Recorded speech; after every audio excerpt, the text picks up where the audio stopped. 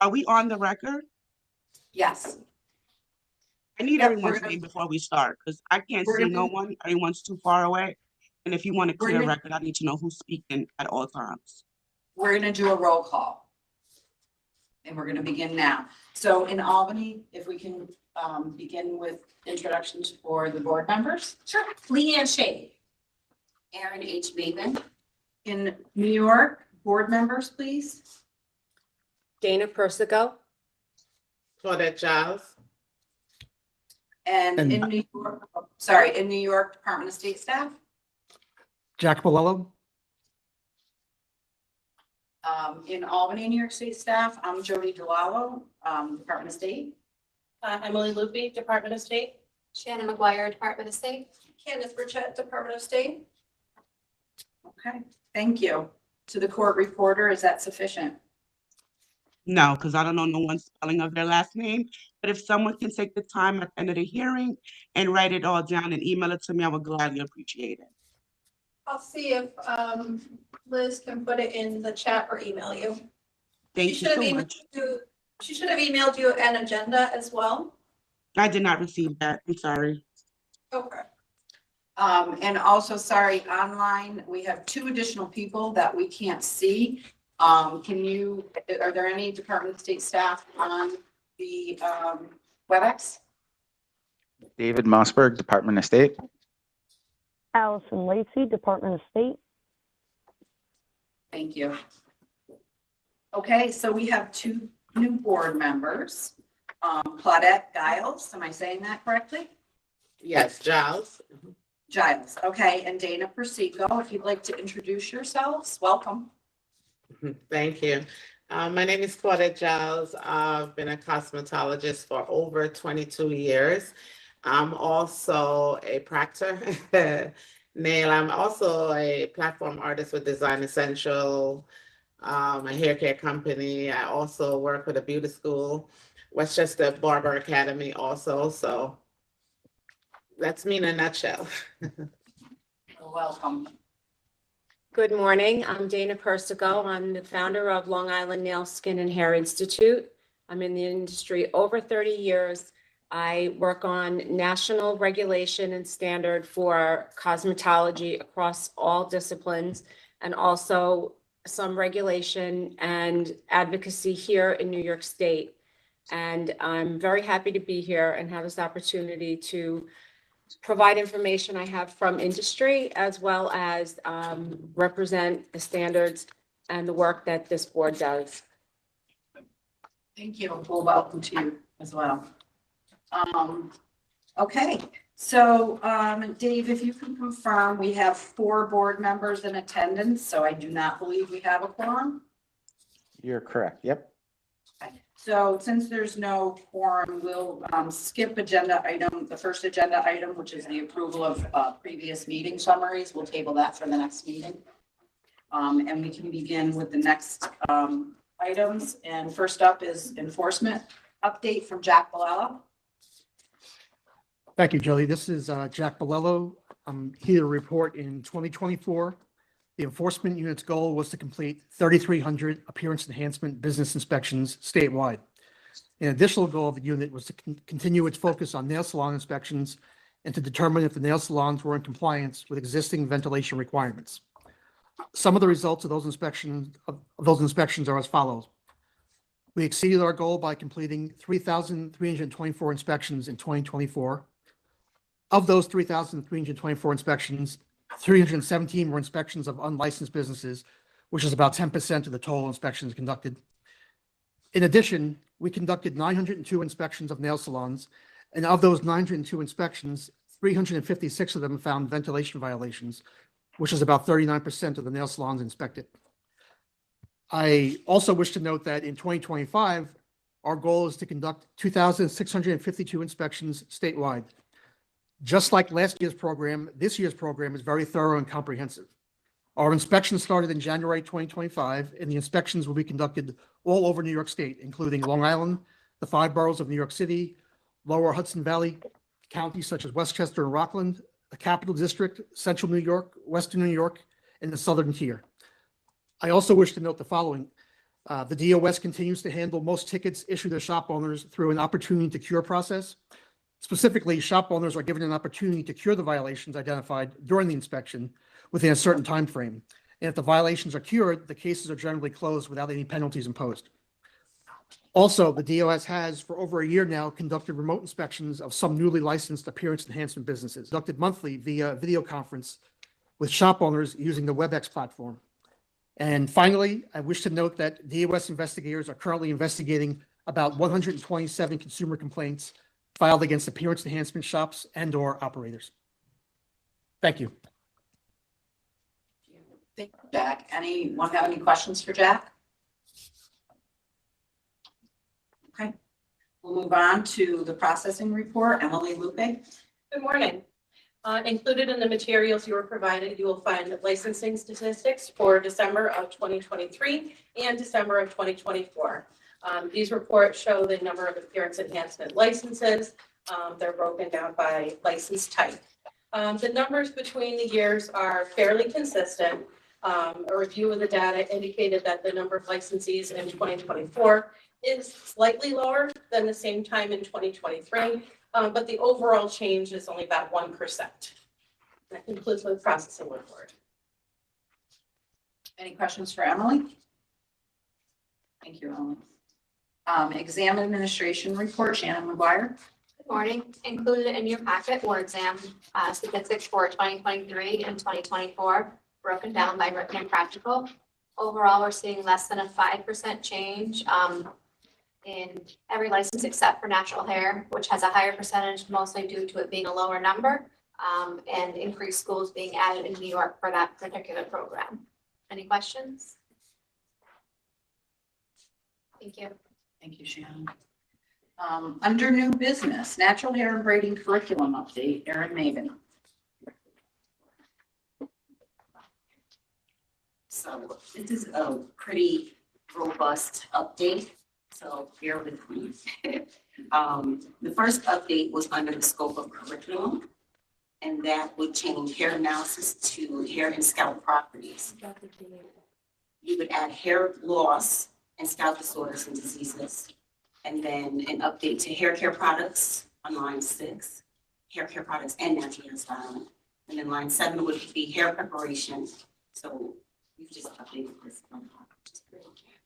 The next one under professional requirements would be professional business license and professional liability insurance. Under subject 3, the update, we added in beauty wellness. Subject 4, and scalp properties. So it'd be hair analysis and scalp properties, would be 10 hours.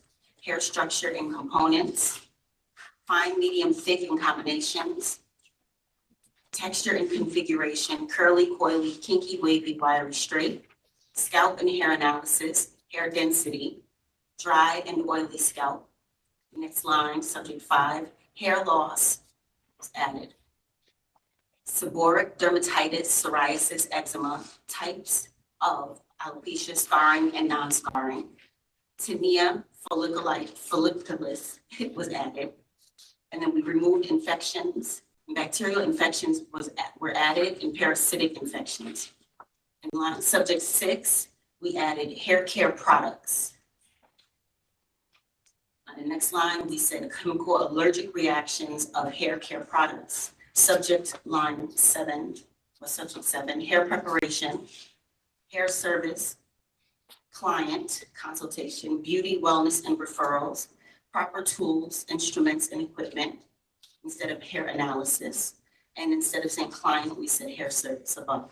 And so hydration and moisture steam treatment was added. Scalp manipulations, we added massages and dead cell removal.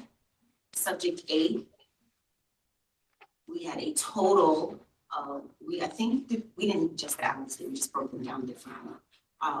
So history and theory of methods and techniques traditionally used past and present, that would be 2 hours. Tools including but not limited to crochet needle, latch hook tool, interlocking tool, sewing blunt needle, beading pliers, and bead threader, 5 hours, including but not limited to synthetic fiber, human hair fiber, and yarn fiber, 5 hours.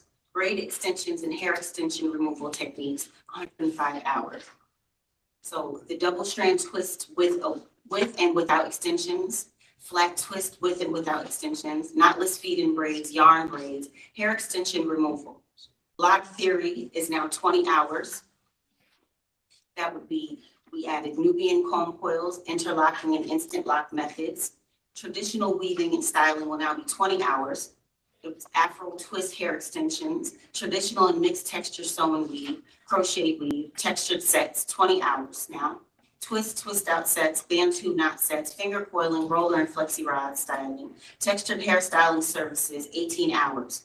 Curl and coil defining, textured hairstyles, enhancing natural curls, spiral technique, blow dry preparation and braid styling and natural hair, thermal curling and flat ironing natural hair, preventing heat damage using mechanical and electrical equipment. Finishing techniques is now 15 hours. And we took out hairstyling service tools and implements, blow dry and thermal curling. I'll just move that to another section above, as I stated. Then hair pieces with 10 hours added now. Fundamental of wig making, blocking, and measuring. So those are the updates for the natural hair license. I also have the updates that basically brought into compliance for Bill S6528A that requires cosmetology schools to teach students how to style textured hair. And so I'll proceed with those updates. This information was taken from the natural hair curriculum, so that way everybody knows where it came from. The subject 4, we updated hair types and textures, hair types fine, medium, thick, hair textures, straight, wavy, curly, wiry, coily, and afro textures. Subject line 7, shampoos, rinses, conditioners, and treatments. So under that, we have for all hair types and textures, for all hair types and textures, shampoo products, composition, and procedures. Detangling and treating for coily and curly textures.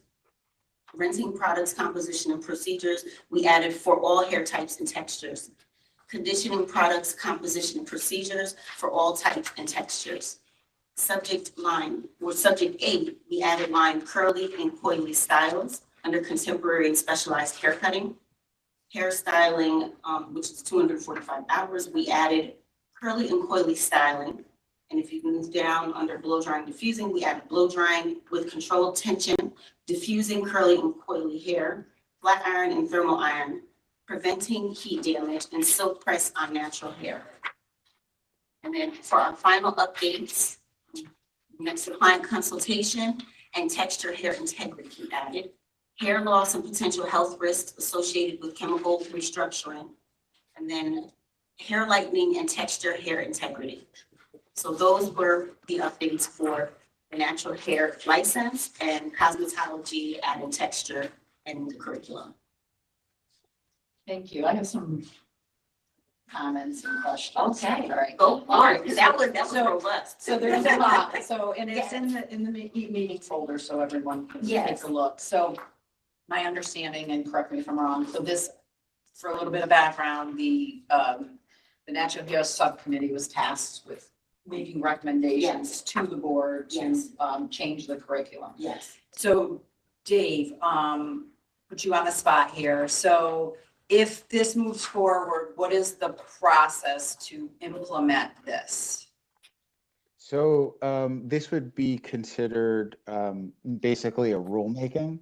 So assuming that the board was in agreement or satisfied with the proposal, the department would take it under advisement, and then we would begin a formal rulemaking process. So that would include, consultation with schools to make sure that they would be in a position basically to implement it, figuring out what additional costs, if any, students would be required to pay for these changes, et cetera. And then we would start with the regular rulemaking process, which includes publishing it as a notice of proposed rulemaking in the state register. There is a mandatory public comment period, and then at the conclusion of the comment period, depending on if there's suggestions from the public that we think would require changes, we could come back to the board, or we would be able to file a notice of adoption, and then the rule would go into effect. So it follows a traditional rulemaking process. Thank you, Dave. Just a couple follow-up questions. So would the board need to vote on moving this forward? Is that the proper way to determine if they agree, or can they make a recommendation based on the number of members attending the meetings? So technically speaking, a board vote would not be required because it is an advisory committee. Just for the purposes of clarity and ensuring that there's no, dispute later on in terms of what the department would be proposing. Ideally, we would have a quorum and a board vote. But, if that's not practical, the department on its own, the secretary could decide to advance the current proposal and, wait to see if there are official comments submitted during the comment period to make any changes that might be desired. Okay. So I'm going to make a suggestion. Let me know what you guys think, any of the board members. So this is a lot to digest. So the board has received the proposal. Maybe we put this on the agenda for next meeting in hopes that we have a quorum and the board can, and that'll give the board members that are here time to take a look and think about it and make any suggestions to the committee. And we'll put it on the agenda and hopefully we can have a vote. Dave, does reaching out to the schools, would that include consulting with the Department of Education as well, since they oversee the schools? Yeah, we'd be able to consult with them, but also, ensuring that the actual schools are, in a position to understand the rule, understand what's required, from them in terms of being able to teach the students the curriculum appropriately, whether or not, the school would have to have drastic changes in terms of like purchasing equipment or, all of the other things that would be required for a new curriculum. So generally that process we would have to engage in that process to some degree prior to advancing it in the state register as a rulemaking. So we should do all that stuff as well. Okay, great, thank you. I don't have any other questions. Open for discussion if the board members have anything to add or ask at this time, or if you want to take some time to really look at it and think about it. So just to clarify why this license has been, Speaking, I'm sorry. updated. I'm Erin Maven. Thank you. This has been updated because currently in the landscape of the world, there has been a complete enhancement and growth in this industry and a need for natural hair care. And there are a lot of schools in New York State that are opening, and the curriculum that was previous was not strong enough. And so adding this is going to strengthen that license and grow and create a professional that is ready for the industry, and to take it by the head and let it catapult. Because it's been something, as we see with the numbers, licensing, the one license compared to the other, because in New York State, traditionally, this license has not been available or accessible, but now, again, we see growth. We see testing sites are moving. We have 1, now we have 3. We have schools that are growing. So I just want, the board and everybody else on the line to understand the importance and why this curriculum was updated and how it aligns with the future professional that is in the world right now, seeking it. Thank you. Okay, any other discussion on this at this time? No, we'll take a few days to review. But I do have a question though. So say the regular cosmetologist, they're already in the business. Oh, I'm sorry, Claudia Giles. They're already in the business and they want to take this license separately. How would we go about that? The same way we would do for nails? How would we go about that? Would they be allowed to take it? Would they have to take it? Yes, I just want clarification because I've been hearing about it. And some people was saying, no, you wouldn't need to take it over. But this is a separate license from your cosmetology license, correct? Yes, So It's a even if you're a cosmetologist, you still would have to take this if you want to specialize in natural. I'm just for clarification. per the law now, yes. Okay, So it's different, yes, if you want to get the license, if you want to, this is Erin Maven speaking again. If you want to get the natural hair license, you have to have that separate from cosmetology. You can be a cosmetologist and still go get it, but you still have to go through the curriculum, the testing, and the practical, per the law now. So just. Got it. Yeah. This is Dana Persico. So our campus, It's no. Wait. Hello. Sorry, this is, David? yeah, no, I just wanted to clarify that a licensed cosmetologist, by definition under the current law, means an individual who's allowed to provide services described in section 400, 4, 5, and 6. And paragraph 5 includes the natural hair styling.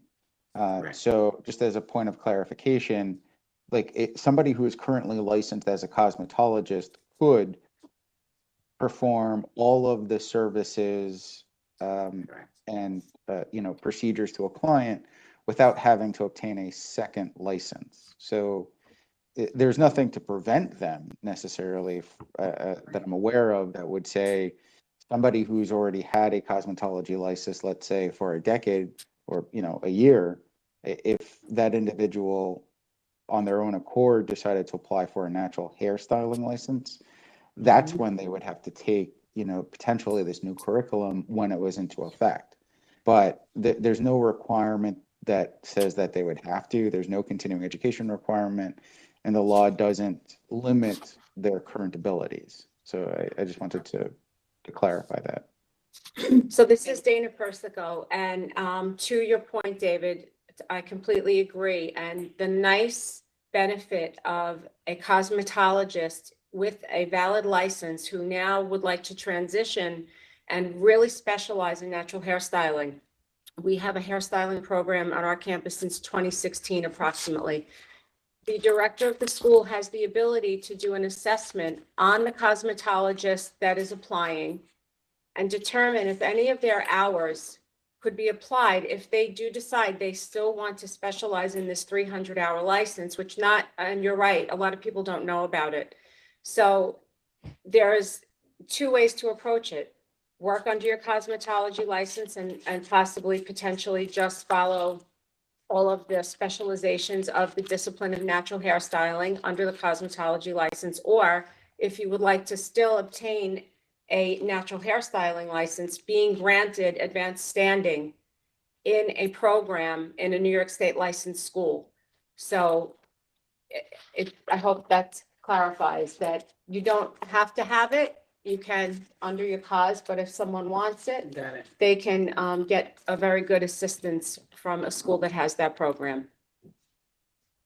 Thanks. I was just trying to get clarification because there's so much, information out there, which is incorrect and mostly. So I just wanted to get the proper. It's a great program. Thank you. Thanks for the work on this. It's a great program and it was needed, and the clarification and the areas of specialization that have been changed in curriculum are really relevant. So thanks so much to the committee who worked on this. Okay, great, thank you. Shampoo certification, Leanne Shade. Okay, so this has been brought up obviously several times before. It's been knocked down several times before. And I think there's a little miscommunication on this. And I know back in, was it 2020? Something was being done about this, and then the Times Union picked up on it, and it wasn't even correctly quoted. Because they were saying they needed 500 hours to get a shampoo license, or that's what they were proposing, which doesn't make sense when you can do that on a natural hairstyling license in 300 hours.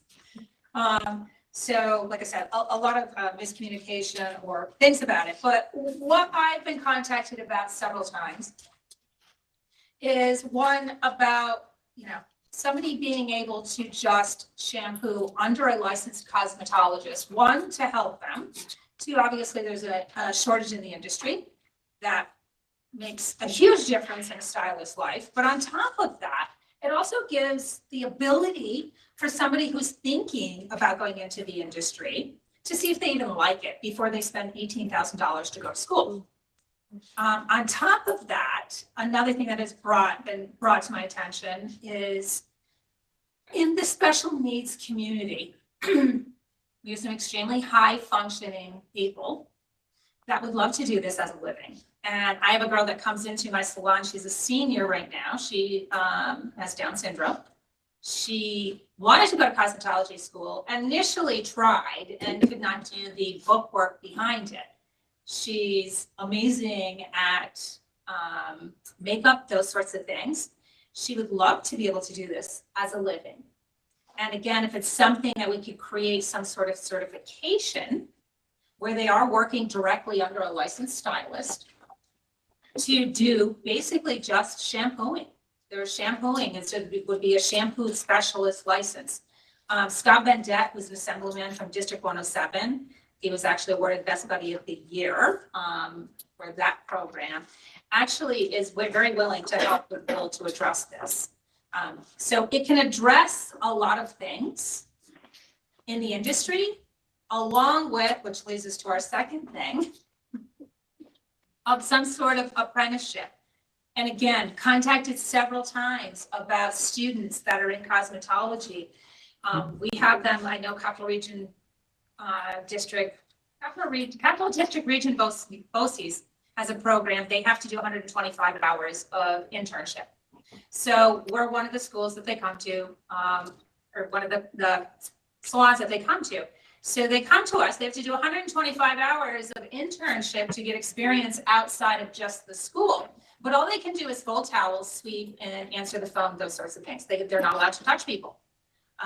So one, either striking shampooing from the law of cosmetology would help in both those issues.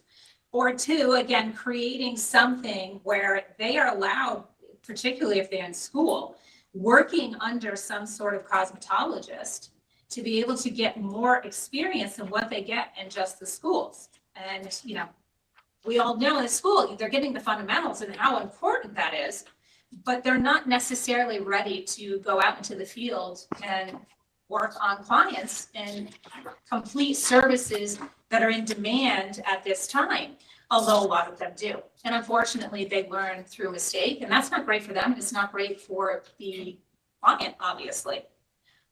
Along with that, we have the problem, and this is where a couple of people have contacted me, of, you know, they either don't have the funds to go to school, or they can't take the time off from working to go to school because, you know, besides having a family, and they need the money. But yet, in barbering, we allow apprenticeship. Now, I went to cosmetology school. I got my cosmetology license in the 1,000 hours that were required. I then went on an apprentice for 2 years under a master barber to get my master barber's license. I was able to work during that time. Obviously, I had a little more skill level coming out of cosmetology school to do that. But, you know, when we look at the numbers, I think they say 78% of women that are women in the cosmetology field, and the rest obviously are filled by now males. And it's the reverse when we come to barbering, where it's roughly about the same percentage of men that are barbering, but they're allowed to go to work and be an apprentice to get their certification, or at least, you know, to be able to take the license after doing so for 2 years. And I've had a lot of people say that's discriminatory. Like, you know, some people are like, you know, I would love to work, be paid, and learn a skill, and then have to be able to either go to a school, do the book work, and sign up to take a test, you know, practical and written along those lines. And I just think that's something that, as a state, we really need to look at in the discriminatory factor, because to some degree it's discouraging. When you're telling a cosmetologist, you've got to go to school for 2 hours, you've got to pay $18,000, but a barber, you can just go work under a master barber. Right. So I just think both of those things need to be addressed, along with, and we have 2 people here from comments, in the public comments today. One, a teacher who agrees. Another who would like to also, besides with the special needs community, present something in working with special needs people and being a little bit more aware of some of the challenges that they face, whether it's sensory challenges coming into a salon, those sorts of things, where a lot of people are not even aware of that.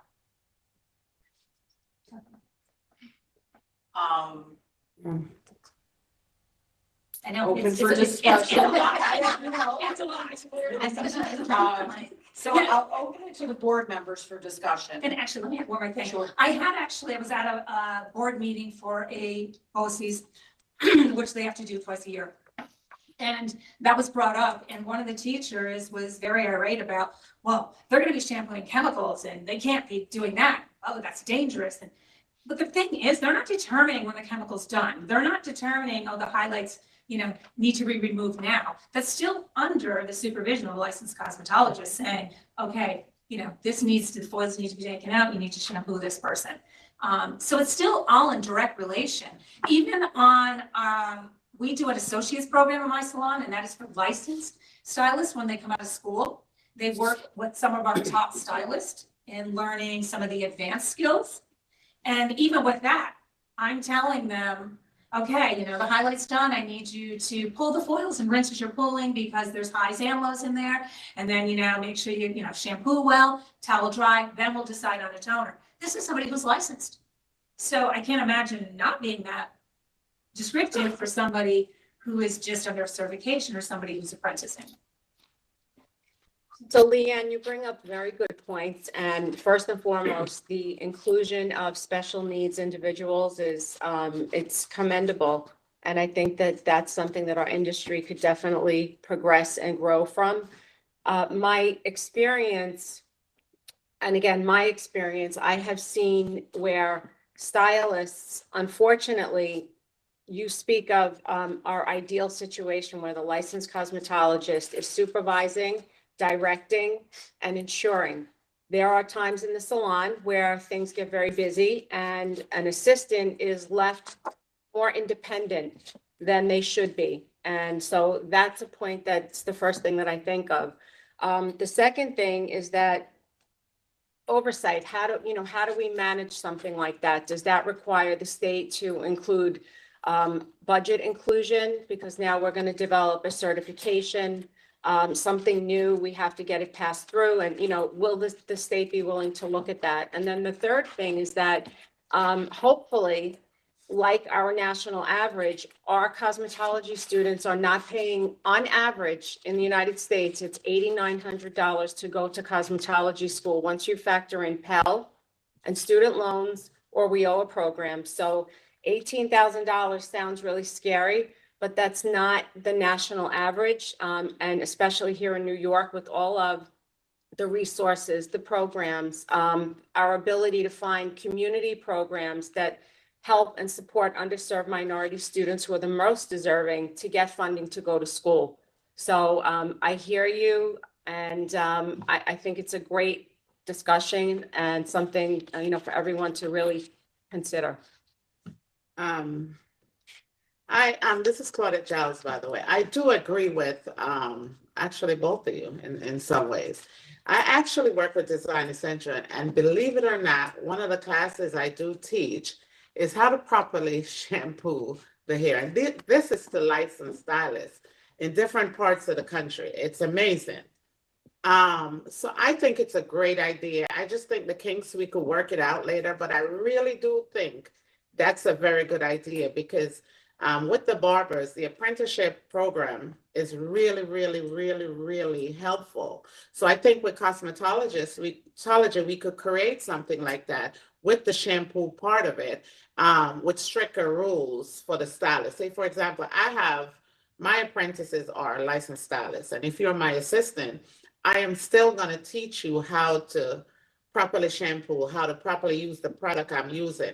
I do a product knowledge for whatever product I'm going to use. If it's a color, I train my staff on how to use it. So it's the same way I would think the apprenticeship program should probably work. So I think it's a great idea. Yeah, because with And I agree. I think there should be, whether it's something a stylist gets another certification to be an apprentice person Yes. or something along those lines, because I agree. There's a lot of people out there that'll just be like, okay, go do this. Where again, in my salon, we're very specific with that and working with them because, the whole thing is about the client. One, making sure they're safe, making sure they're comfortable, and making certain that they're getting the same service and quality of service working with that stylist. And I get where sometimes in some salons you might not find that.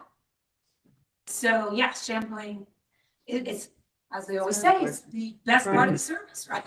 Absolutely. And for the professionals, so that they, if they've decided they want to engage in this lifelong career path, that they are provided the right training and that, unfortunately, there's bad actors.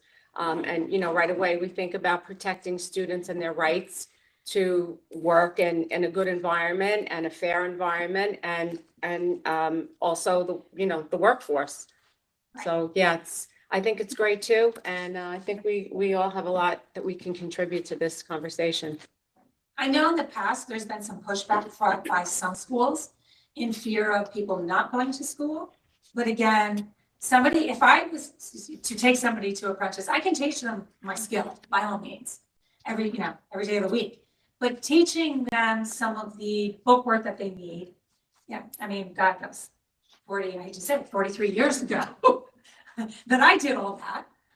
So yeah, some of it do I still know? Obviously, yes. Some of it's common sense, but it could be in something in conjunction with the schools.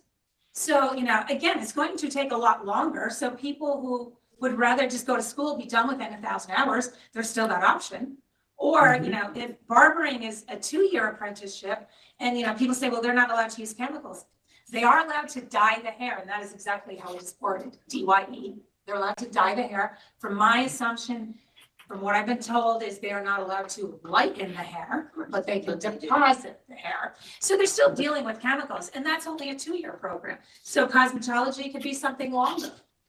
And again, working in conjunctions with the schools, as far as some mini courses of things that they still need to get that a cosmetologist working in the field every day might not be able to provide. Does that make sense? Yes. So I don't see why we can't explore this further. I think this would definitely be a subcommittee, to hash out what this would look like.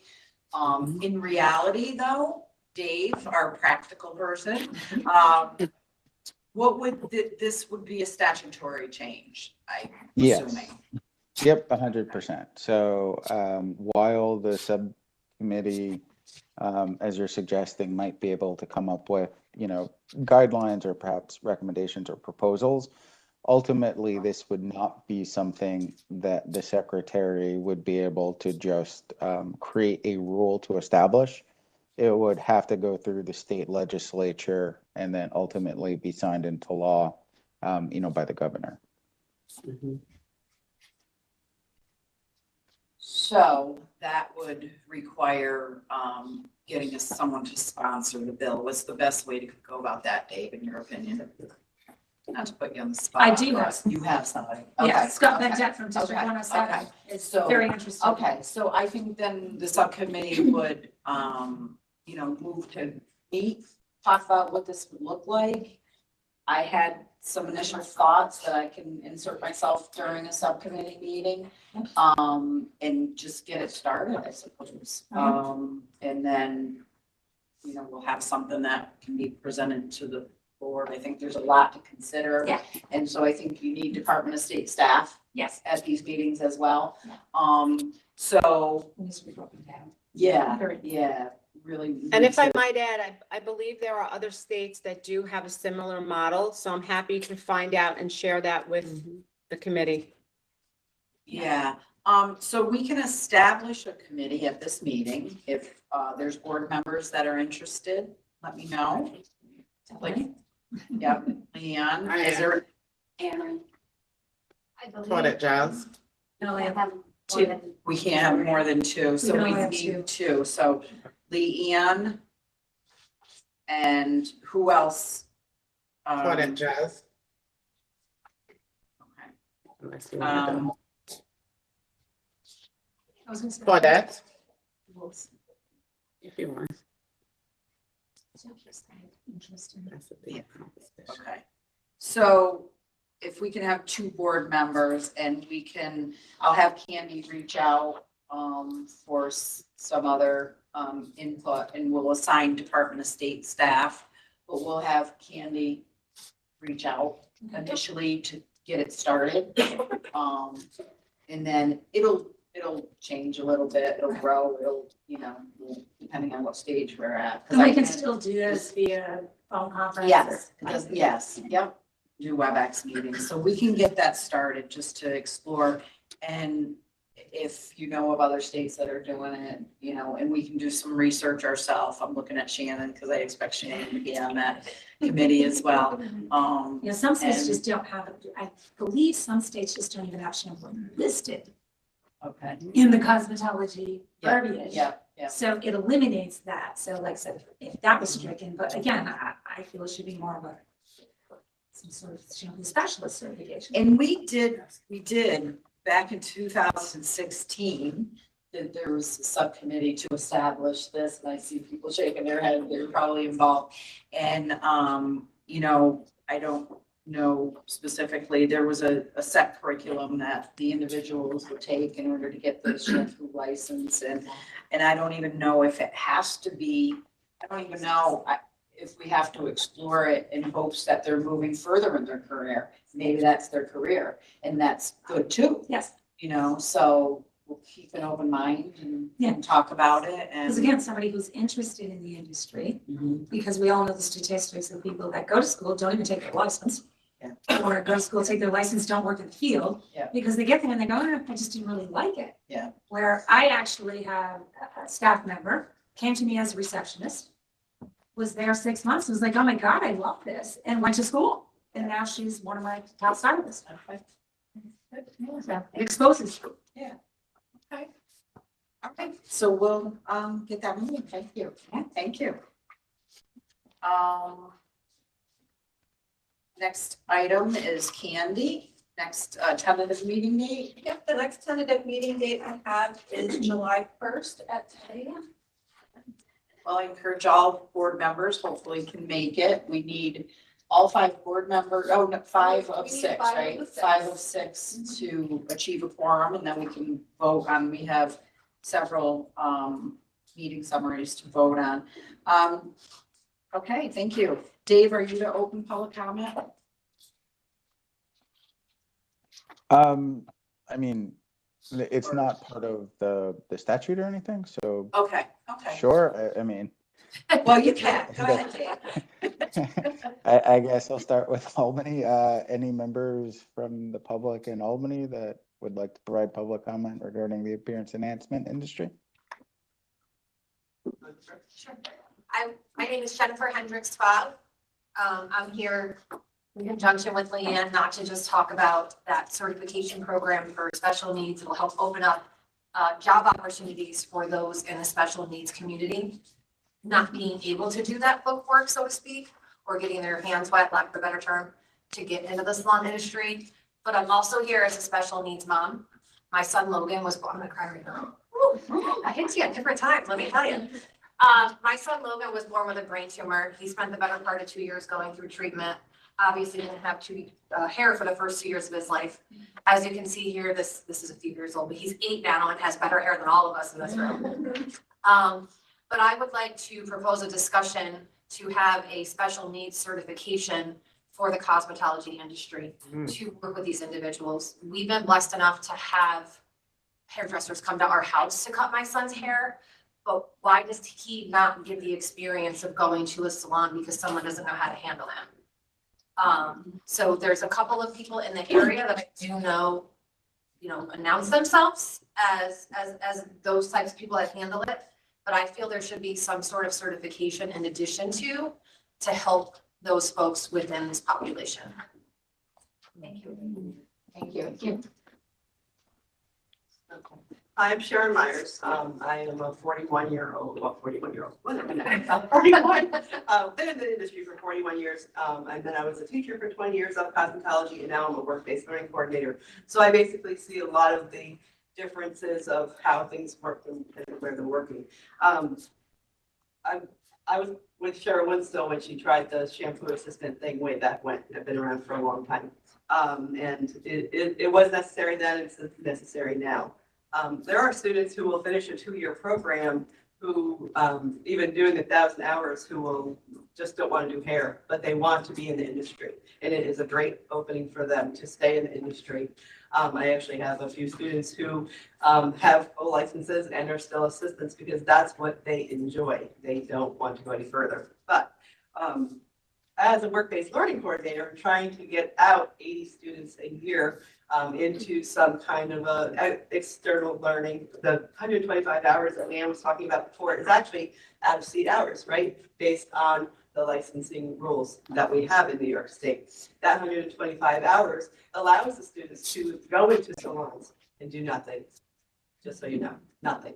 Like, okay, I understand the significance of working your front desk. I owned my own salon for 20 years.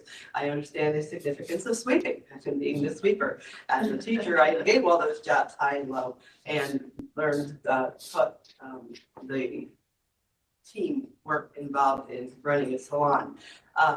But when I and Leanne were first licensed, and probably some more of you, there was a temporary license that we were allowed to work in a salon and really learn, right, from the industry people and not from possibly burnt out teacher, not that I was, sorry. But it's still different. It's different getting them into a salon, getting them into the thing, and not just sitting around writing journals, all this, non-sufficient stuff.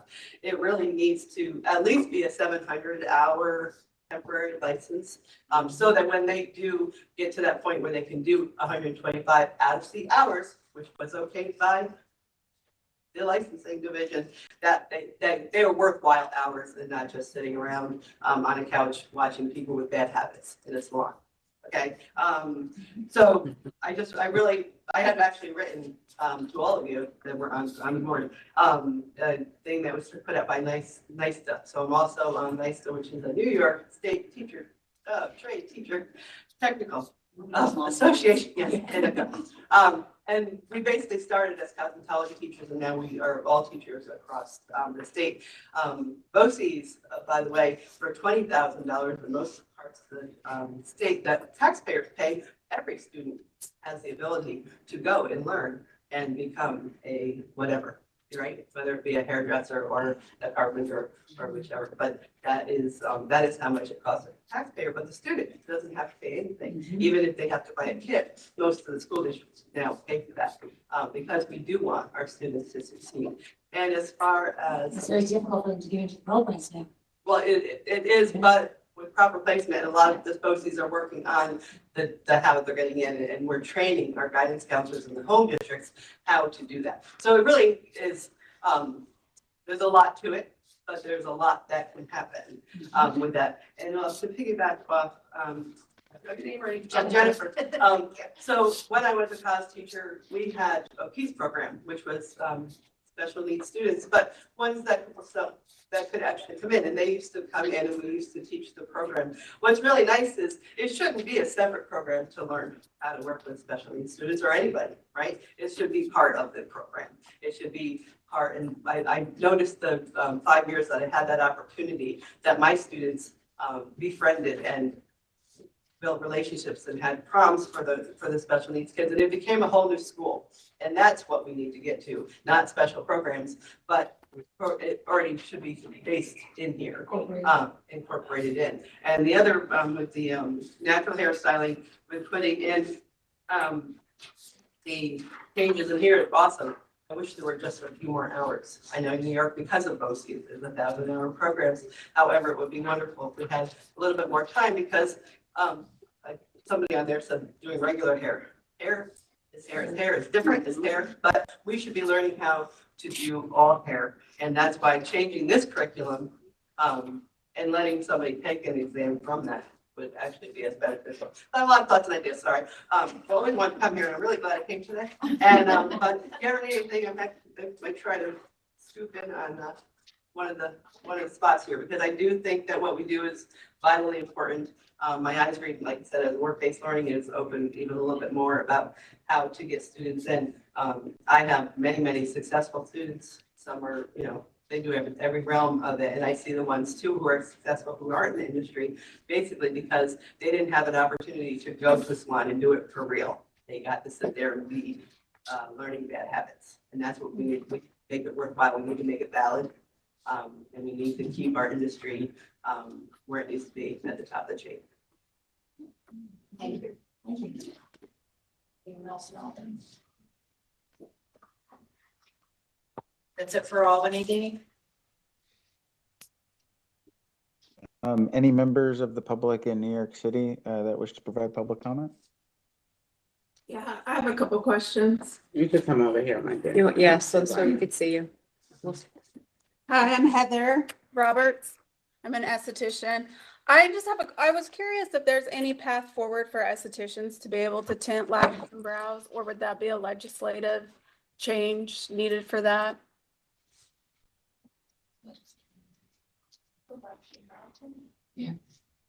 I believe that would require a legislative change to clarify. But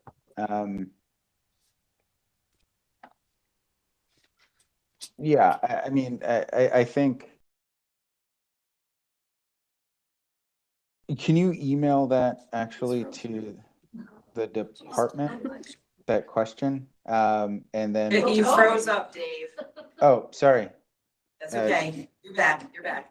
You're back Back. now. Sorry, I was pulling up the statute real quick. I don't know necessarily what would be the correct method to expand the scope. Usually the scope of practices are generally considered statutory. But my inkling without having an opportunity to do the research would say that it would be a statutory matter. Okay. And then I have one other question. Is there continued talk about separating the aesthetics and cosmetology license? If I'm reading this curriculum correct, they only need 60 hours of skincare versus the 600 that aesthetics get, but they're allowed to do literally the same things as an esthetician?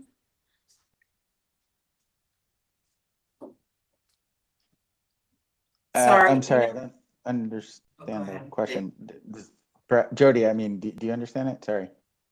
No, I was gonna suggest that any questions that she has, she can send to Candy. So Candy can vet them to the appropriate people that can answer. Typically, public comment is public comment and not dialogue, questions and answers situation. So I think if you have any questions for the department or the board, it's best to go through Candy so we can make sure that it's answered thoroughly. Okay. What would be like is there an email? So my email address is at the bottom of the public sign-in sheet that you signed. Okay, right here. Thank Right you. on the bottom there, yeah, Yeah, I got it. Thank you. thanks. Thank you. No, she asked the same question. Any other questions? For the record, the question that Heather has asked regarding the separation seems to be a very common request amongst the esthetician groups in New York State. And thank you for coming to the meeting. Yeah, thank you.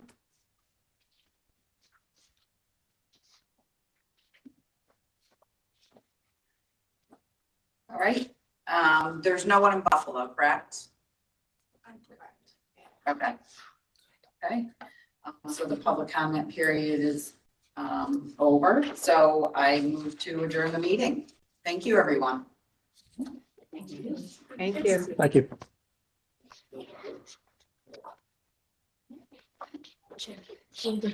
Answer a question. Yeah, of course.